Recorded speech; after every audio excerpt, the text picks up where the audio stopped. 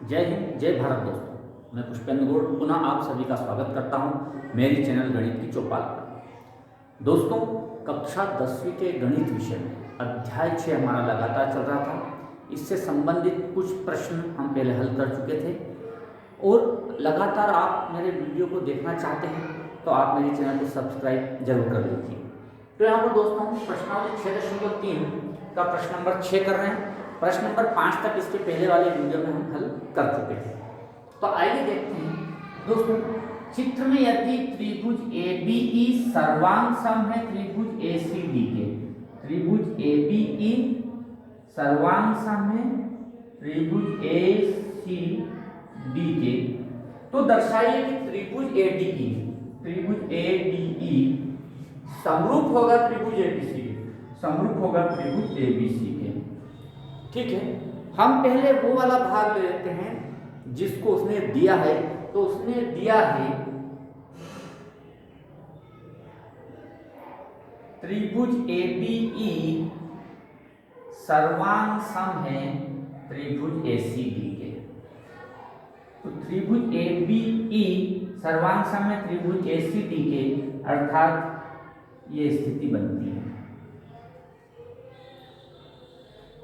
A B E सर्वांग सम है त्रिभुज एसीडी। तो दोस्तों अब अगर ये सर्वांग सम है तो भुजा ए बी बराबर होगी एसी के, क्योंकि ए बी ई और एसीडी का जो संगत भुजा है वो एसी होगी। तो ए बी भुजा बराबर होगी एसी के,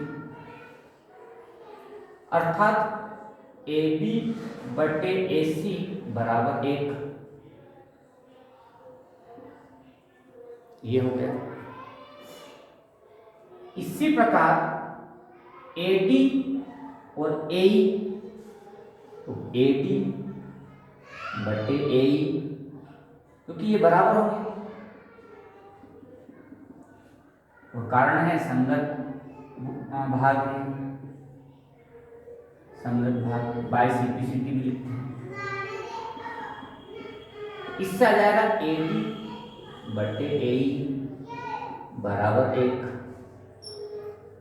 और यहाँ पर कोण ए दोनों में बराबर होगा। कोण ए बराबर कोण ए उभयनिष्ठ कोण। अब ये कहां से आया? तो उसने कहा था कि त्रिभुज एबीई सर्वांग सम में त्रिभुज एसीडी के, तो त्रिभुज एबीई और एसीडी सर्वांग सम है, तो एबी की एबी एसीडी के एसी के बराबर होगी। इससे मुझे यह अनुपात मिला, इससे मुझे यह अनुपात मिला।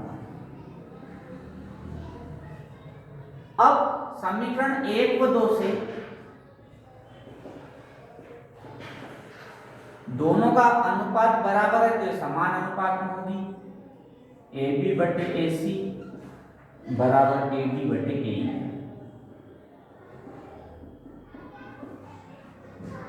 अब हमें सिद्ध करना है त्रिभुज एडीई, त्रिभुज एडीई, त्रिभुज एडीई समरूप है त्रिभुज एबीसी के, त्रिभुज एबीसी के। तो हम इसको हटा देते हैं थोड़ी देर के लिए, तो आपको समझ में आया कि हमें क्या सिद्ध करना है। हमें सिद्ध करना त्रिभुज एडीई समरूप है त्रिभुज एबीसी के। तो यहाँ पर हमारा जो तीसरी कसौटी है त्रिभुज की, वो हमें यहाँ पर सारी शर्तें पूरी होती मिल रही है कि तीसरी कसौटी है कि एक त्रिभुज का एक कोण दूसरे त्रिभुज के एक कोण के बराबर हो। तो ये देखिए कोण ए बराबर कोण ए। फिर इसको बनाने वाली भुजाओं का अनुपात समान हो, तो इसको बनाने वाली जो भुजा है ए बी बड़े वाले त्रिभुज की बटे ए डी, तो हम ए डी को इधर ले आए, ए बी बटे ए डी, और ए सी को उधर पहुंचा दिया ए सी बटे ए ई, ए सी बटे ए ई। तो इस कोण को बनाने वाली भुजाएं समान अनुपात में, इसलिए जो त्रिभुज की समरूपता की तीसरी कसौटी है उसके अनुसार त्रिभुज एडीई समरूप होगा त्रिभुज एबीसी के, त्रिभुज की समरूपता की तीसरी कसौटी के अनुसार। और चित्र को हम फिर से पूरा कर देते हैं। इस प्रकार से दोस्तों यह सवाल हल हो जाता है। आइए आगे कुछ और सवाल देखते हैं। आइए सवाल नंबर 7 देखते हैं। चित्र में त्रिभुज ABC के शीर्ष लंब AB और CE, शीर्ष लंब AB और CE, शीर्ष लंब AD और CE परस्पर बिंदु P पर प्रतिच्छेद करते हैं। परस्पर बिंदु P पर प्रतिच्छेद करते हैं। अब दर्शाइए कि पहला, दूसरा, तीसरा, चौथा क्वेश्चन। पहला सवाल हमने यहाँ लिख दिया है कि दर्शाइए कि ये दोनों त्रिभुज समरूप हैं। तो चयन करें पहले कि कौन सा त्रिभुज की बात कर रहा है। तो बात का त्रिभुज AEP, त्रिभुज AEP अर्थात ये वाला त्रिभुज को समरूप बताना है त्रिभुज CDP के, त्रिभुज CDP के अर्थात इस त्रिभुज, इन दोनों को हमें समरूप बताना है। तो हम यहां लिखेंगे त्रिभुज AEP व त्रिभुज CDP में, और अगर हम यहाँ दो कोण भी बराबर बता पाए दोनों त्रिभुज में तो त्रिभुज समरूप हो जाएंगे। तो त्रिभुज AEP में जो कोण AEP है वो बराबर है कोण CDP के, क्योंकि ये राइट एंगल है। इसके बाद कोण APE, कोण APE वाला कोण बराबर है कोण CPD के, शीर्षाभिमुख कोण।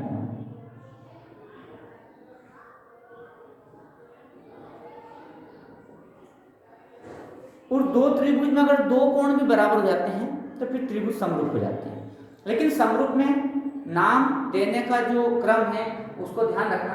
अब देखो ED के बराबर है तो आप यहां से भी शुरुआत कर सकते हैं। P दोनों का बराबर है और बचता फिर इधर A और फिर C, ये भी कोण बराबर। तो अगर आप शुरुआत यहीं से शुरू करना है तो A और C दोनों बराबर है, इसलिए अतः त्रिभुज A इसके साथ C है, इसके बाद E के संगत D है और P इसमें भी है और P इसमें भी है, ये समरूप हो गए। जरूरी नहीं आप E से भी स्टार्ट करते हैं, EPA अगर देते हैं तो ये भी आपका DPC हो जाएगा। इस प्रकार से दोनों त्रिभुज समरूप हो जाते हैं। अब इसी का सेकंड भाग आप देखें, त्रिभुज ADB और त्रिभुज CBE को समरूप बताएं। तो त्रिभुज ADB और त्रिभुज CBE इसको समरूप बताना, तो आप आसानी से बता सकते हैं कि अगर आप त्रिभुज ABD में बात करते हैं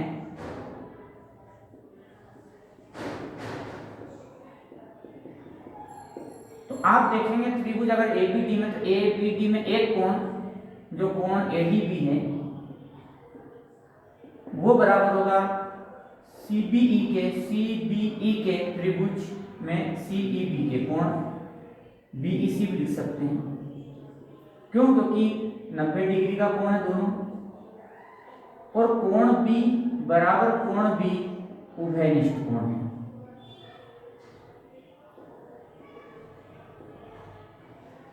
तो अगर दो कोण भी अगर त्रिभुज में बराबर हो गए, ये जो कोण B है त्रिभुज ADB में भी आता है और त्रिभुज CBD में भी आता है, तो उभयनिष्ठ कोण हो गया। दो कोण अगर दो त्रिभुज के बराबर हैं तो फिर त्रिभुज समरूप हो जाते हैं। तीसरा कोण अपने आप बराबर होता है, अतः त्रिभुज। अब नाम का ध्यान रखें आप कि आप इसमें B तो इसमें E, इसका E और D और इसका दोनों में B आएगा और बचेगा फिर A और C। तो आप यहाँ से ही शुरू कर सकते हैं, इसका A तो इसका C, फिर B दोनों में है, B इसमें भी है, B इसमें भी है। अब बचता है इसमें D है, इसमें E है 90 डिग्री, ये त्रिभुज समरूप हो गए। इस प्रकार से आप बाकी के सवालों को आप लोग आसानी से हल कर सकते हैं। तो बाकी जो सवाल इसके जो दो भाग हैं को आप लोग हल कीजिए, इसी प्रकार से हल होंगे। अगला प्रश्न है दोस्तों आपका प्रश्न नंबर 8। समांतर चतुर्भुज की बढ़ाई गई भुजा AD पर स्थित E एक बिंदु है। तो समांतर चतुर्भुज हम ABCD ले लेते हैं। ये समांतर चतुर्भुज ABCD समांतर चतुर्भुज की बढ़ाई हुई भुजा AD पर स्थित E एक बिंदु है। तो AD की जो भुजा है इसको अगर मैं बढ़ाता हूं आगे तो इस पर एक बिंदु E है तथा BE, तो ये BE हो गया तथा BE भुजा CD को F पर प्रतिशत करती है। तो दर्शाइए कि त्रिभुज ABE मतलब ये पूरा त्रिभुज ABE, ये पूरा त्रिभुज समरूप त्रिभुज CFB के अर्थात इस त्रिभुज के। तो त्रिभुज ABE ये पूरा त्रिभुज है, इसको समरूप बताना है त्रिभुज CFB के इस त्रिभुज। तो दोस्तों हमने दोनों त्रिभुज लेकर चले, त्रिभुज ABE व त्रिभुज CDF या CFB में। अब आप देखेंगे चूंकि समांतर चतुर्भुज है तो ये दोनों भुजाएं समांतर हो गई, तो ये हो गई आपकी एक तिर्यक रेखा। ठीक है, तो ये तिर्यक रेखा हो गई, तो ये वाला कोण इसके बराबर होगा एकांतर अंतःकोण के। तो कोण AEB बराबर कोण होगा CDF के एकांतर अंतःकोण।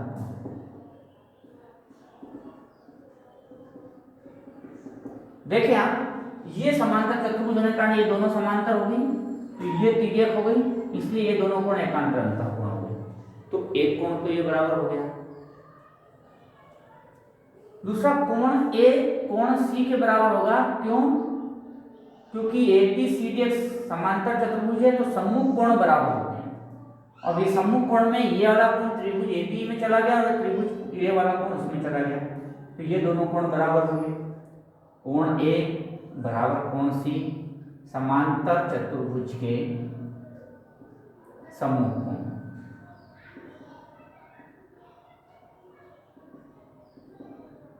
ये दूसरा। और अगर दो त्रिभुज के दो कोण भी बराबर हो जाते हैं तो दोनों त्रिभुज फिर समरूप हो जाते हैं। अतः त्रिभुज ABE समरूप होंगे त्रिभुज CFB के। और थोड़ा सा मिला है, कोण A यहाँ बनता है तो कोण C बराबर होगा, दोनों संगत कोण है। इसमें B है,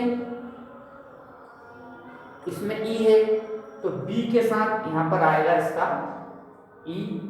ठीक है,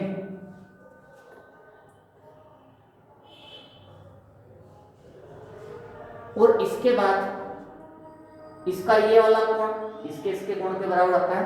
तो इस प्रकार से इनके नामों का जरूर मिलान कर लीजिए, इसी के आधार पर समरूपता का जो सीक्वेंस है वो सही होता है। इसी प्रकार प्रश्न नंबर 9 को देखते हैं। चित्र में ABC और AMP दो समकोण त्रिभुज हैं। ABC और AMP दो समकोण त्रिभुज हैं जिनके कोण B और M समकोण है। तो दो चीजें सिद्ध करनी है, पहला त्रिभुज ABC को समरूप बताना AMP के, और दूसरा इन भुजाओं को समान अनुपात में हमें बताना है। तो पहला काम हम लेते हैं त्रिभुज ABC और त्रिभुज AMP में। ये पहला भाग हम कर रहे हैं। तो त्रिभुज ABC में हम देखते हैं, त्रिभुज ABC में कोण ABC बराबर है इसमें कोण AMP, दोनों ही समकोण हैं। एक कोण तो बराबर हो, वो जो कोण A है वो दोनों में बराबर है क्योंकि ये उभयनिष्ठ कोण है।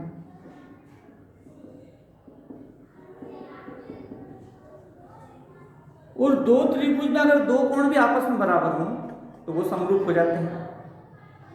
तो यहां पर दो कोण बराबर हैं, इसलिए दोनों त्रिभुज जो है समरूप हैं।